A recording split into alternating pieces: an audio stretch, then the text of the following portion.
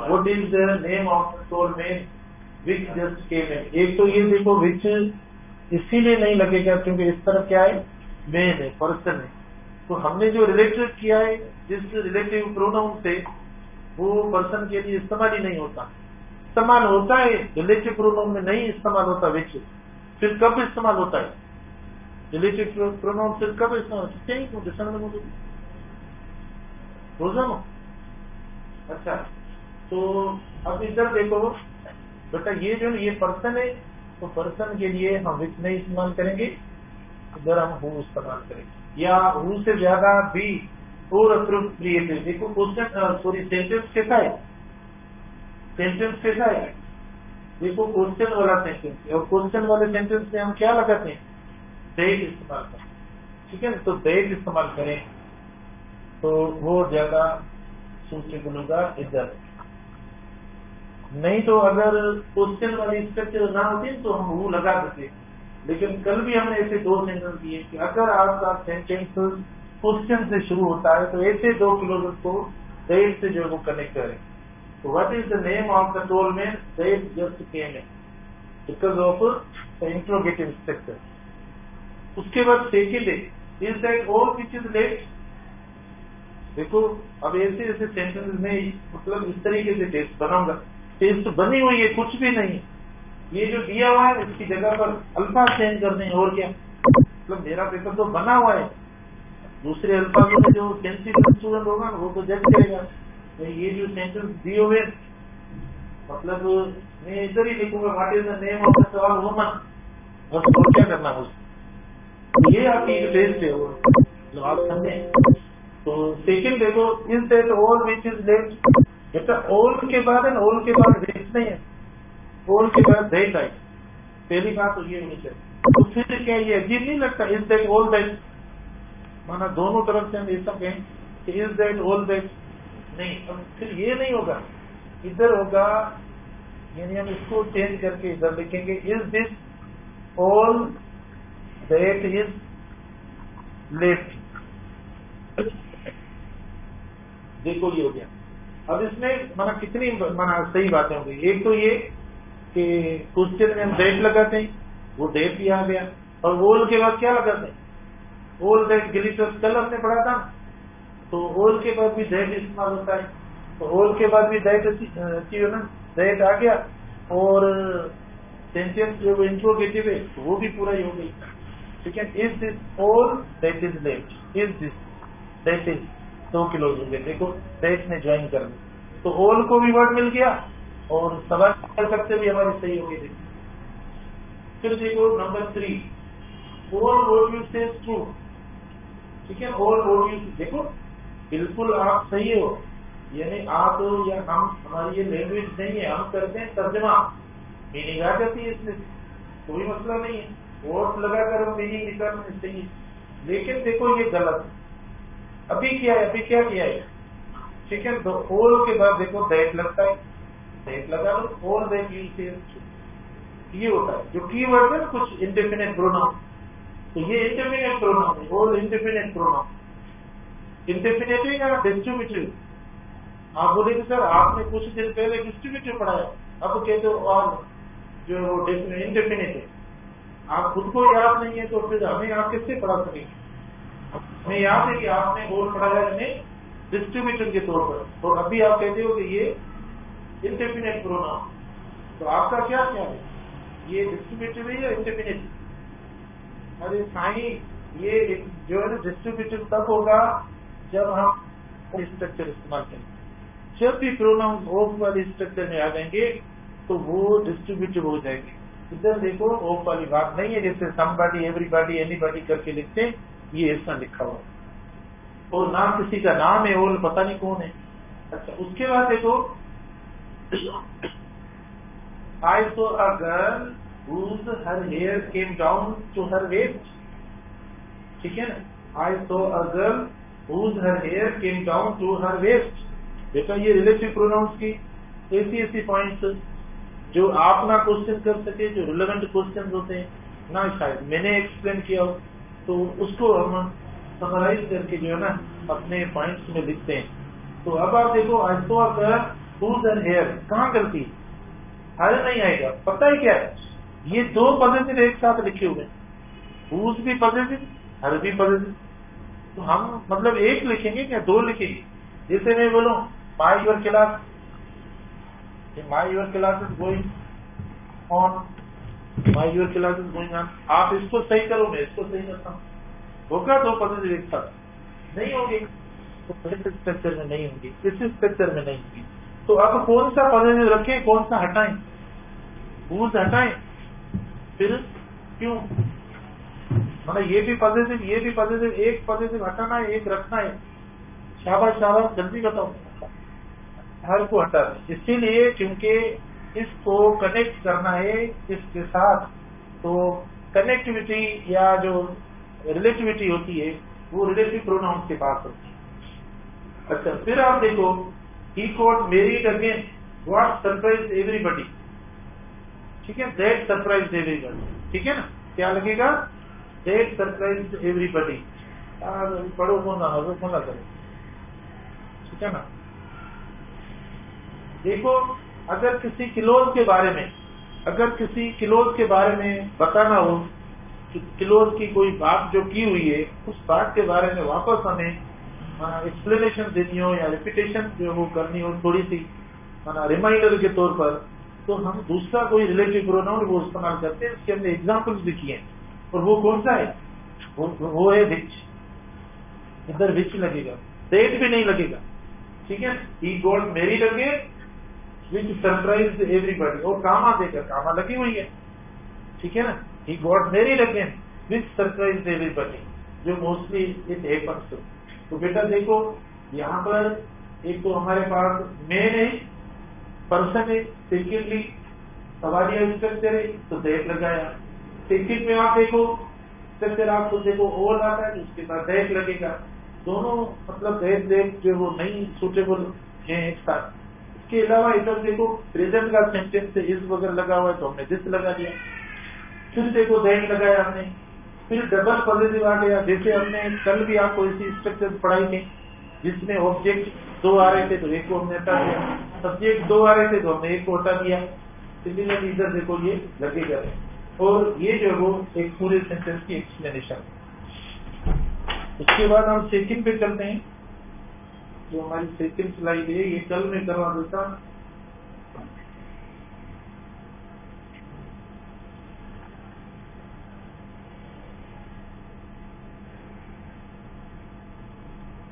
देखो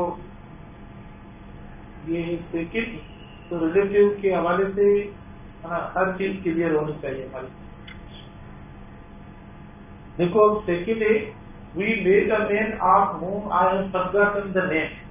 we made a man of whom, ठीक है ना। तो देखो जिसका जो सेंस अगर ऐसा आ रहा हो, जिसका या क्या, तो वो सेंस एक्चुअली होता है पॉजिटिव सेंस, ठीक है, वो सेंस पॉजिटिव होता है। तो इधर जो है ना आप होम बिल्कुल गलत है, सूट ही नहीं कर रहा, क्योंकि जो मीनिंग आ रही है वो पॉजिटिव वाली आ रही है। तो हम इस स्ट्रक्चर को कैसे लिखें? We made a man whose name I have forgotten। फिर आपकी जरूरत ही नहीं है, क्योंकि आप वाली जो पॉजिटिव वाली मीनिंग है सेंस से वो whose में आ जाता है, तो जरूरत ही नहीं है इसकी, ठीक है ना। तो आप देखें वी मेड अ मैन, यहाँ हम ऐसा लिखें। साइन इधर देखो थोड़ा, अगर आप होम हटाकर अगर ऐसा ही दे दे, ऑप्शन तो आएगा, मैं एक ऑप्शन ऐसा देगा। देखो 4 MCQ इसी में बना लूंगा। एक आप होम लिख लिया, दूसरा whose लिख लिया, तीसरा whose नेम लिख लिया, और चौथा मतलब कोई क्या कहेंगे आप विच लिख लिया पॉजिटिव में। चारों ऑप्शन आ जाएंगे। तो मुझे बताओ कि ये वाली स्ट्रक्चर सही है, मतलब जैसे पढ़ा है आप पढ़ता हूँ, एकदम में whose I have forgotten the name, positive लग गया, वर्ड दे दिया। सही है गलत है? देखो हम पढ़ रहे हैं what is correct and incorrect. When we learn on the basis of these two concepts, we will gain. If we fail to find and trace some, random locations of the words, that which word comes somewhere like that. Since childhood, you know, you pursued the learning of things in this way, in this manner. So we fail to understand and get something useful, something conceptual. Now the level has come, learning level has come to the greater extent in your age, in your life. You should learn something conceptually. You try to be natural learner. Okay, somehow it needs cramming. There are some certain subjects, chapters or concepts where students are forced to cram or memorize the things. And it's a very difficult, hard job to cram the things, to keep and to preserve for a long time in the mind. But when such simple things are provided to you or offered you, you should try to be conceptual. Try to have a very quick pickup, sharp pickup. Otherwise, you will feel all these things like burden. You will feel annoyed and irritated. You will try to escape and not to be, easy or comfortable with the rhythm of learning. So please try to learn with the same thought. So look at the sentence I am asking you, whether the word I have put now, is it correct or incorrect? If you still find some amendment to put or to modify the structure of sentence, okay, you can do. Is it correct or incorrect? I have taught you. देखो बेटा ये incorrect है, जो अंग्रेजी में पढ़ा है, ये तो वहां जो पान के लय निकल रहे। तो पता है क्या है बेटा, हुज के लिए हमने क्या, इधर देखो मैंने आपको स्ट्रक्चर लिख पाई, नाउन प्लस हुज प्लस क्या, मैंने कहा आप खुद देखे, अगर आपने से किसी स्टूडेंट ने ये लिखा है हुज का कॉन्सेप्ट, तो देखे मैंने ऐसा ही पढ़ा जाएगा कि हुज और कहा था डिटर्मिनर है, डिटर्मिनर होना नाउन से पहले आने वाला। अगर मैं ऐसा लिखता हूँ खाली आप होम हटा कर हुज लिखता हूँ गलत, तो क्या करेंगे, इसको क्या करके लिखें, वी मेक अ नेम, तो कैसे लिखेंगे ये सही हो जाए, हुज नेम आई हैव, हाँ अब ये सही है क्योंकि ये नाउन, नेम जो नाउन है, तो ऐसा होगा। समझ में आई बात? इस तरीके से इस्तेमाल करेंगे। क्वेश्चन पूछ, हाँ नहीं तो पोजीशन नहीं आएगा, पोजीशन नहीं आएगा, देखो पोजीशन जो है वो नहीं आ रहा है इस क्लोज में, देखो इस क्लोज में, तो फिर भी आपको लगाना पड़ेगा नेम ऑफ होम, फिर नहीं वो नहीं आएगा क्योंकि इधर हमें पॉजिटिव स्ट्रक्चर बनाना। तो बेटा पॉजिटिव के लिए आपको noun plus whose plus noun ये रखना चाहिए। उसके बाद हम आते हैं सेकंड पे, he is married to a singer whose you may have heard. समझ में नहीं आ रही बात, क्या करें, पता नहीं कहाँ से आएंगे ये स्ट्रक्चर। बेटा देखो इतनी देर नहीं करते हम, ये मैरिड टू सिंगर, देखो आप हो, अब आप भले लगा, क्योंकि इधर आगे देखो कोई नाउन नहीं है, ऊपर वाले स्ट्रक्चर में नाउन पड़ा है, इधर कोई नाउन नहीं। देखो he has married to a singer of whom you may have heard, ठीक है, जिसके बारे में आप प्रीपोजिशन है, प्रीपोजिशन क्या के लिए करता है, ऑब्जेक्टिव प्रोनाउन के लिए करता है, तो होम देखो ऑब्जेक्टिव प्रोनाउन। अब हुज देखो इसीलिए नहीं लगाते भाई, इधर देखो इनका एंटीसीडेंट तो पड़ा है हुज का, लेकिन अगर इसको नाउन चाहिए वो नहीं है, आगे नाउन ही नहीं है पूरे सेंटेंस। नाउन होता तो हम वही सेम सेटिंग कर लेते। मुझे बताओ यू नाउन है, मे नाउन है, हैव है, क्योंकि हुज किसके साथ इस्तेमाल होता है, नाउन के साथ, तो पूरा नाउन इधर नहीं।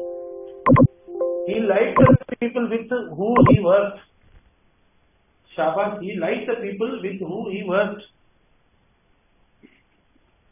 देखो बस टाइम नहीं देते बेटा, ये प्रीपोजिशन, तो ये प्रीपोजिशन है ना, तो इसको हम देखो he like the people with whom he worked, ठीक है, ये ऑब्जेक्ट है आपका, ये ऑब्जेक्ट है, और फिर आगे देखो ये क्लोज मतलब सब्जेक्ट हो गया, प्रीपोजिशन ऑलरेडी पड़ा है, तो प्रीपोजिशन होगा, ज़हन में रखो प्रीपोजिशन होगा, होम लगाएंगे पीपल के लिए, तो प्रीपोजिशन होम पड़ा है, तो हमने देखो होम लगा लिया। He like the people with whom he work, जिनके साथ ये मतलब काम करता था। जो सेंटेंस देखते हैं प्रॉब्लम लगा हुआ है, अभी तक एक भी हल नहीं हो रहा, मसला है जो भी सेंटेंस, हमने तो ये सारी चीजें पढ़ी हैं लेकिन हल तो कोई नहीं हो रहा है। अब इसमें काम हुआ इंटरेस्ट, देखो क्या करें, the idea was interesting which she put forward, शाबाश, देखो फिर हमें इधर मसला लगा हुआ है, क्या करें? ठीक है, देखो बेटा, ये जो अल्फाज होते हैं, यानी जो मतलब हु होता है, या ये जो रिस्पेक्टिव रिलेटिव प्रोनाउंस होते हैं, इनको क्या चाहिए कि वो कब लगते हैं? इनको एंटीसीडेंट चाहिए। हाँ, हु आप लगाते हो, सब लगाते हो जब उससे पहले उसका एंटीसीडेंट हो, उससे पहले कोई उसका नाउन हो। हुज को भी आपने देखा, होम को भी आपने देखा, यहाँ दैट वगैरह हम लगा रहे हैं, ठीक है, या विच लगाते हैं, तो उसका आइडिया माना उसका सॉरी एंटीसीडेंट होना चाहिए। मुझे बताओ विच का कोई इधर एंटीसीडेंट है? जी।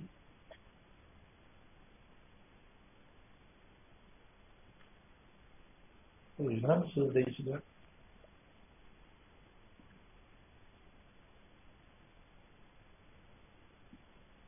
किधर है? ठीक है, देखो, the idea was interesting which she put forward. तो हमें क्या करना पड़ेगा, इसको सेट करें। यहाँ तो लिखे भाई आइडिया के बारे में बात हो रही है, तो हम कुछ ऐसा करें कि सेंटेंस हमारा करेक्ट हो जाए। मैं ऑप्शन दूंगा आपको, ऐसे सब बनाकर द आइडिया विच, देखो the idea which she put forward, अगर ऐसा लिखें तो the idea which she put forward, देखो वॉज इंटरेस्टिंग। इंटरेस्टिंग क्या है? इंटरेस्टिंग क्या है? आइडिया है। वॉज, देखो ये किसका वर्ब है? ये आइडिया वर्ब हो गया। The idea was interesting. और जो विच गलत जगह पे पड़ा था, उसको उसको क्या चाहिए? उसको नाउन चाहिए, ठीक है ना, एंटीसीडेंट चाहिए। तो हमने देखो एंटीसीडेंट दे दिया उसको, the idea which she put. और इधर विच क्या है? सब्जेक्ट है, ऑब्जेक्ट है। मैं पूछूंगा ये क्वेश्चन दो तीन ऐसे, मैं हु या विच या ये अल्फाज लगाकर आपसे पूछूंगा कि ये ऑब्जेक्ट के तौर पर आया है या सब्जेक्ट के तौर पर। इधर क्या आया? जल्दी बताओ। सब्जेक्ट के तौर पर आया है। कहाँ है सब्जेक्ट? इसको वर्ब मिला है। वर्ब किसको मिला? इसको मिला। ये ऑब्जेक्ट है इधर, ठीक है। The idea which she put forward was interesting. अच्छा, उसके बाद देखो एक और मसला हो गया। नहीं तो वाट तब हम लगाएंगे जब कोई ऐसी बात ना हो ना। इधर देखो आइडिया की तो बात की हुई है, देखो ना आइडिया की तो बात की हुई है, मैंने नाउन मिला हुआ है। हम इसी के बारे में देखो, शी पुट फॉरवर्ड, तो what did she put forward? Idea. तो आइडिया देखो मेंशन है, इसमें पड़ा है, माना इसको एंटीसीडेंट इसका मिला हुआ है, लेकिन जो पोजीशन है ना वो सही नहीं है रिलेटिव प्रोनाउन की, जिसके साथ लगना चाहिए। तो हमें पोजीशन मतलब सही करके लिखनी है। अच्छा, I called Mrs Spencer in who did our accounts. अब फिर मसला हो गया, सेम सेम बात है, ये वाली और ये वाली, इसमें कोई फर्क नहीं, कोई फर्क नहीं। इधर भी देखो, हम हु ऐसे कभी नहीं लगाते। हु को भी क्या चाहिए? हु को भी एंटीसीडेंट चाहिए।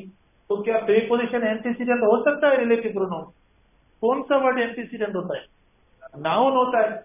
तो इधर नाउन तो है नहीं, नाउन पड़ा है इधर। तो पता है क्या, इसकी पोजीशन कहाँ है? आई कॉल्ड इन, इस प्रीपोजिशन को इधर लगाना है, ठीक है ना। I called in Mrs Spencer, और हु डिड आवर अकाउंट से कामा भी नहीं आई, ठीक है। I called in Mrs Spencer in who did our account, ठीक है ना। तो देखो ये प्रीपोजिशन है ना हमें, क्योंकि ये फ्रेजल वर्ब है बेटा, फ्रेजल वर्ब है। फ्रेजल वर्ब के साथ आप प्रीपोजिशन लगा सकते हो। जैसे कम इन बोलते हो आप, मे आई कम इन सर, कम इन, ये कम इन फ्रेजल वर्ब, ठीक है। लुक फॉर, लुक इनटू, ऐसे काफी है। तो ये इन यहां से हटाकर इधर लगाएंगे, तो ये स्पेंसर जो हो जाएगा ना, इसका हो जाएगा। और उसको मिल गया वो क्या? Antecedent. You are the one that know where to go. You are the one that know where to go. क्या करें? यू आर द वन, क्या you are the one who लिखें, या विच लिखें, या वाट लिखें? क्या करें? पढ़ा रहे ये गलत नहीं है। आपको पता है भाई, दैट हम इस्तेमाल करते हैं, पीपल के लिए भी इस्तेमाल करते हैं, थिंग्स के लिए भी इस्तेमाल करते हैं। देखो इनमें से हमसे कोई एक सेंटेंस भी इजीली नहीं हो रहा है, प्रॉब्लम है। तो you are the one that, देखो ये वन क्या है? सिंगुलर है। तो सिंगुलर के साथ वर्ब कैसा आना चाहिए? वर्ब सिंगुलर आना चाहिए। मैंने कौन सा वर्ब लगा दिया? प्लूरल लगा दिया। सिर्फ इतना करो, ये सही है। You are the one that knows where to go, that knows माना आप ही को पता है, आप ही जानते हो, तो ज्ञान जानते हैं। वर्ब देखो एंटीसिनम कैसा है, सिंगुलर है प्लूरल है, तो वर्ब कैसा आना चाहिए, जैसा एंटीसिनम होगा वैसा वर्ब होगा, ठीक है ना। तो हमने सिर्फ इधर एस लगाना है। उसके बाद देखो I can't think of anybody whom to invite, ठीक है ना। तो यहाँ पर होम कैसे लगेगा, इधर होम हम तब लगाएं, देखो पता होना चाहिए आपको मुझसे भी ज्यादा, जो आपकी लर्निंग की जो स्टेज है ना वो टीचर से ज्यादा होनी चाहिए, ठीक है। देखो होम हम तब लगाएं जब इधर कोई हमारा कोई दूसरा सब्जेक्ट होता है, क्योंकि होम ऑब्जेक्ट है, तो ऑब्जेक्ट मतलब थोड़ी वर्ब को मिलेगा। माना मुझे बताओ ये नॉन फाइनाइट वर्ब है, देखो मैं ऐसी ऐसी या तो सुपरफिशियली आप बोले तो मैं ऐसा करके भी आपको बता सकता हूँ, बाबा ये गलत है, हाँ सही है, हिकिड़ो तरीक़ो इहो आहे, ईअं बि पढ़ाए सघूं था, बाबा हीउ लफ़्ज़ ग़लति आहे हिते, ही बाबा हिते ही ॾिसो सही कोन्हे, हिते ही त मिंट में थी वेंदो, माना कुछ न ॿुधायां तव्हांखे, ठीक है। तो इधर देखें क्या होम, होम ऑब्जेक्ट है, ठीक है ना। तो ऑब्जेक्ट है तो उसके बाद वर्ब भी नहीं आएगा कोई, I can't think of anybody to invite, तो अभी हमारा सही है, होम की जरूरत ही नहीं। अच्छा रिलेटिव प्रोनाउन की भी जरूरत नहीं है, क्यों जरूरत नहीं है रिलेटिव प्रोनाउन, क्योंकि आगे आपका कौन सा फाइनाइट वर्ब है, आगे कौन सा फाइनाइट वर्ब है कि रिलेटिव प्रोनाउन लगाकर माना हु या लगाएं, दैट लगाएं, या कोई ऐसी स्ट्रक्चर लगाएं, कोई जरूरत नहीं है। आगे जो आपका वर्ब पड़ा ये कौन सा है, ये नॉन फाइनाइट वर्ब है, ठीक है ना। तो आप देखो I can't think of anybody to invite, और एक ही क्लोज है हमारा, एक ही आपके पास ये वर्ब मिला हुआ है, कौन सा फाइनाइट वर्ब एक मिला हुआ है, रिलेटिव वर्ड की जरूरत नहीं है। ऐसा नहीं रिलेटिव वर्ड हमने पढ़े हैं तो हमें लगाना है, बेटा अब सही हो गया। देखो I can't think of anybody to invite, देखो I can't think of anybody to invite, तो ये हो गया। बाकी हु या कोई लगाएंगे तो फिर इधर फिर आपको कोई फाइनाइट वर्ब देना पड़ेगा, उसके बाद ये टू इनवाइट वगैरह लिखना पड़ेगा। अभी कुछ आगे ऐसा लफ्ज नहीं है कि हम जो है ना इधर मतलब दैट लगाएं या हु लगाएं, क्योंकि दैट या हु लगाएंगे तो फिर आपको इधर फाइनाइट वर्ब रखना पड़ेगा, तो जरूरत नहीं है, इसको हटा दे, क्लोज ही एक पढ़ाए, फाइनाइट वर्ब एक पढ़ाए।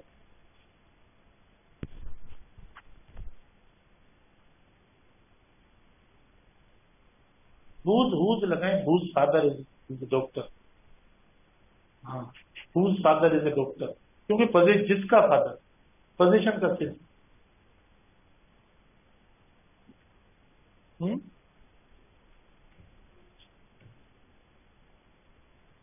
हाँ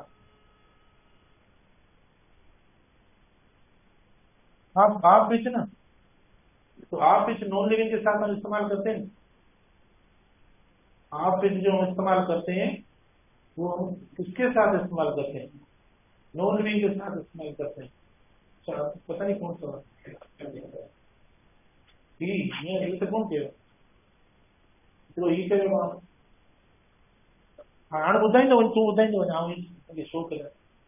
आपका क्वेश्चन क्या है कि आप बीच वाला है कोई दूसरा है, शाबाश बेटा शाबाश। अब फ्रेंड आप हम बोलते हैं जैसे मैंने, अब फ्रेंड आप डियर्स कर दो, ठीक है ना। अब फ्रेंड आप, मैंने आपको ये स्ट्रक्चर पढ़ाई थी कि दो जो डिटर्मिनर है ना वो साथ नहीं, मतलब पहले इसका था द माई फ्रेंड था तो गलत हो जाता है, या द माई फ्रेंड देखो गलत हो जाता है, हमने ये पॉजिटिव प्रोनाउंस में पढ़ा था। तो हम इसको करेक्टली कैसे लिखें, करेक्टली ये लिखना पड़ेगा अ friend of mine, a friend of dears, a teacher of yours, इस तरीके से। अगर यूअर्स डियर्स वगैरह नहीं आता, नाउन आता है तो नाउन के साथ अपॉस्ट्रोफी लगा लो, ठीक है ना। जैसे हम बोले भाई देखो जो है अ फ्रेंड ऑफ ब्रदर्स, ब्रदर्स में ना अपॉस्ट्रोफी है, प्लूरल नहीं है, ठीक है ना। तो आप इस्तेमाल इस तरीके से कर सकते हैं, अगर नाउन आता है तो भी अपॉस्ट्रोफी लगा। तो ये पॉजिटिव स्ट्रक्चर भले आ रहा है वो अपना क्या ऑब्जेक्टिव प्रोनाउन आ रहा है तो हमें नहीं लगा, ठीक है बेटा इधर आ रहे। अच्छा Dorota who does my hair is from Poland, ठीक है, who does my hair is from Poland. तो बेटा देखो इसको अलग किया गया है, इसको अलग किया गया है और इसको अलग किया गया है, तो देखो इसका जो वर्ब है ना, इसका ये वर्ब है, इसमें कुछ नहीं करना, हमें पंक्चुएट करना है। Dorota who does my hair is from Poland, ठीक है ना, हमें सिर्फ पंक्चुएट करके लिखना है, मतलब दोनों क्लोजेस को अलग करके लिखना। अब पता है क्या है, इसको भी कहा जाता है नॉन आइडेंटिफाइंग क्लोज। ये नॉन आइडेंटिफाइंग क्लोज है, नाम बताता हूँ, हर जगह पर परेशान हो जाते हो, वरना आपको अजीब चीज लगती है। ये नॉन आइडेंटिफाइंग क्लोज है भाई। नॉन आइडेंटिफाइंग क्लोज क्या होता है, वो कि जब आपको पता है कि हम इस पर्सन की बात कर रहे हैं, तो फिर जो है उसके बारे में कोई इंफॉर्मेशन देना करना जरूरी नहीं है। अगर आप उसके बारे में कोई एक्स्ट्रा इंफॉर्मेशन देना चाहते हो, तो फिर आपको दोनों साइड पे कामा लगानी पड़ेगी, और हु वाला जो क्लॉज होगा या विच वाला जो क्लॉज होगा, वो पूरा के पूरा आपको कामा के बीच में लिखना पड़ेगा। ये क्वेश्चन आपको आता है पीएमसी की, मैं बता देता हूँ, पंक्चुएशन में क्वेश्चन आता है, पंक्चुएशन मार्क कामा जो है उसमें ये क्वेश्चन आता है कि दोनों साइड पे आपको जो है कामा लगे, क्योंकि क्लॉज मुकम्मल करना है कामा के अंदर। अब ये क्लॉज मुकम्मल है, तो हु डज माय हेयर, हम एरर कौन थी कि क्योंकि हमने इधर कामा नहीं लगाई, क्योंकि ये जो वर्ब है ना, ये वर्ब इसका है। तो ये नॉन आइडेंटिफाइंग क्लॉज होता है। नॉन आइडेंटिफाइंग क्लॉज वो होगा जिसमें पहले पर्सन की बात की हो, आपको पर्सन का नाम या वो प्रॉपर नाउन हो या पॉजिटिव वर्ड उसके साथ लगा हुआ हो, तो फिर आपको इस तरीके से, इधर देखो, this is Navami who sells the ticket, ठीक है, this is Navami who sells the ticket, बेटा ये सही है बिल्कुल, ठीक है ना, क्योंकि ये दोनों क्लॉज देखो अलग है, ये सही है आपका, इसके अंदर कोई जरूरत नहीं। This is Navami that sells the ticket, देखो ये है गलत, ये गलत। जब नॉन आइडेंटिफाइंग क्लॉज में दैट कभी इस्तेमाल नहीं होगा, हमने क्या किया, दैट इस्तेमाल कर गलत करते। उसके बाद देख नेक्स्ट देखो, I land it the old man in the sea, that is easy to reach, तो दैट इज इजी कामा लगी हुई है। जब कामा लगती है तो दैट नहीं लगे, क्या लगेंगे हम, विच इस्तेमाल करेंगे, कामा लगेगी ना, तो इसका मतलब ये कि हम मतलब एक्सप्लेन कर रहे हैं, दे रहे हैं किसके बारे में, पूरे क्लॉज के बारे में। अच्छा, ये फिर सेम आ गया जो हमने इधर किया है, दैट तो इधर आएगा नहीं, इधर क्या आएगा, हु आएगा, जो कि हमने ऊपर कर लिया है। उसके बाद देखो लास्ट में, I poured him a glass of wine, he drink it once, तो इधर कामा लगी हुई है, 2 किलो हमें ज्वाइन तो करने, कनेक्ट करने, तो कनेक्ट करने के लिए हम क्या लिखेंगे, इधर देखो, इधर आप व्हिच वाज ड्रंक या व्हिच ही ड्रैंक, क्योंकि आपको ये वाला क्लोज और ये वाला क्लोज, इन दोनों क्लोजेस को ज्वाइन करना है, और कामा भी लगी हुई है, और हम जो पहले बात की हुई है ना, उस बात के बारे में बता रहे हैं। तो कल इंशाल्लाह आपको बताएंगे, अभी सर आ जाएंगे, अगर कोई क्वेश्चन वगैरह होगा।